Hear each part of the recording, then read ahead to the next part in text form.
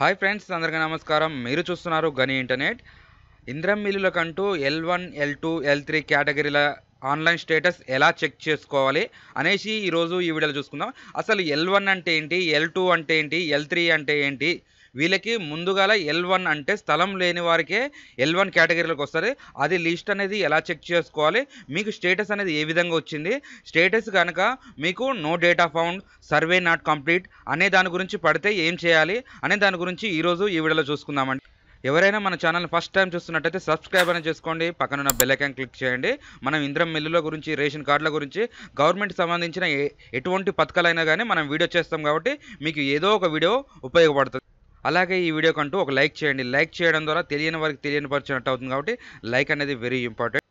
ముందుగాల మనం చూసుకున్నట్టయితే L1 కేటగిరీ అంటే సొంత స్థలం ఉండి ఇల్లు లేనివారు L1 కేటగిరీలోకి వస్తారండి. చూసుకోండి. L2 అంటే స్థలము, ఇల్లు 2 లేనివారు L2 కేటగిరీలోకి వస్తారు. L3 అంటే అద్దె ఇంట్లో రేకులు, పెంకులు ఇంట్లో నివసించేవారు L3 కేటగిరీలోకి వస్తారండి. ఈ 3 స్టేటస్ ఎలా చెక్ చేసుకోవాలనేసి కూడా చెప్తాను. ముందుగా గూగుల్ ఓపెన్ చేసుకోండి. గూగుల్ ఓపెన్ చేసుకున్న తర్వాత ఇంద్రం మిల్లు తెలంగాణ అని టైప్ చేసుకోండి. టైప్ చేసుకున్న తర్వాత మనకి ఇంటర్ఫేస్ అనేది ఈ విధంగా ఓపెన్ అవుతుంది. ఇది తెలంగాణ గవర్నమెంట్ ఆఫీస్ ఉంది కదా, ఇది అనేది క్లిక్ చేసుకోండి. ఫస్ట్ క్లిక్ చేసుకున్న తర్వాత మనకి ఇంటర్ఫేస్ అనేది ఈ విధంగా ఓపెన్ అవుతుంది. అప్లికేషన్ సెర్చ్ అని క్లిక్ చేసుకోండి. క్లిక్ చేసుకున్న తర్వాత ఇందులో మొబైల్ నెంబర్ లేదా ఆధార్ నెంబర్ లేదా అప్లికేషన్ ఐడి లేదా రేషన్ కార్డ్ నెంబర్ ఏది టైప్ చేసుకున్నా వస్తుంది. నేను మొబైల్ నెంబర్ ఎంటర్ చేసి చూపిస్తాను. మొబైల్ నెంబర్ ఎంటర్ చేసిన తర్వాత గో అని క్లిక్ చేసుకోండి. గో అని క్లిక్ చేసుకున్న తర్వాత మనకి ఇలాగ అనేది ఇంటర్ఫేస్ అనేది ఈ విధంగా ఓపెన్ కావడం జరుగుతుంది. ఇక్కడ మాకు వచ్చింది ఏంటంటే టైపు ఇక్కడ ఏంది లిస్ట్ 1 అంటే L1 కేటగిరీలోకి వచ్చినట్టు ఇది. ఇప్పుడు మీరు కూడా ఒకసారి చెక్ చేసుకోండి. మీకు లిస్ట్ 1 వచ్చిందా, లిస్ట్ 2 వచ్చిందా, లిస్ట్ 3 వచ్చిందా అనే దాని గురించి కామెంట్ చేయండి. దాని గురించి కూడా చూద్దాం. ఇది లిస్ట్ 1 అంటే L1 category. Survey is completed అయిపోయింది. మాకు ఆల్రెడీ సర్వే చేశారు. సర్వే చేసింది కూడా ఎవరెవరు అనేసి కూడా సర్వే వాళ్ళ నెంబర్ ఉంటుంది, వాళ్ళు సర్వే చేసిన వాళ్ళ పేరు ఉంటుంది. ఇలాగనేది డీటెయిల్స్ రావడం జరుగుతుంది. ఇక్కడ ఏంది non purchase house with site దగ్గర చూసిరు కానీ ఏం లేదనేసి కూడా చెప్తున్నారు. ఇక్కడ క్లిక్ గ్రేవెన్సీ అంటే మీకు సర్వే కంప్లీట్ కాకున్నా కానీ, నెక్స్ట్ సర్వేకి అనేది మీకు రాకున్నా కానీ, ఇక్కడ డేటా నాట్ ఫౌండ్ అని పడ్డా కానీ ఇది అనేది క్లిక్ చేసుకోండి.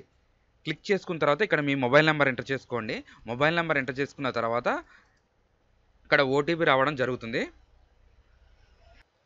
ఓటీపీ అనేది ఎంటర్ చేసుకున్న తర్వాత సబ్మిట్ అని టైప్ చేయండి.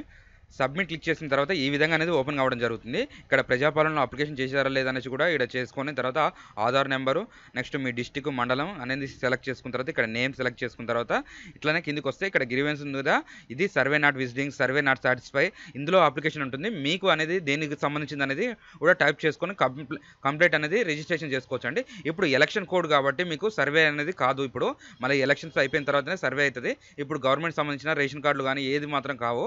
ఇవి అనేది మీరు కంప్లైంట్ ఇచ్చి పెట్టుకుంటే ఎప్పుడైనా రావచ్చు. కాబట్టి ఇది అనేది సర్వే చూసుకోండి. ఫస్ట్ మీరైతే అప్లికేషన్ స్టేటస్ చెక్ చేసుకోండి.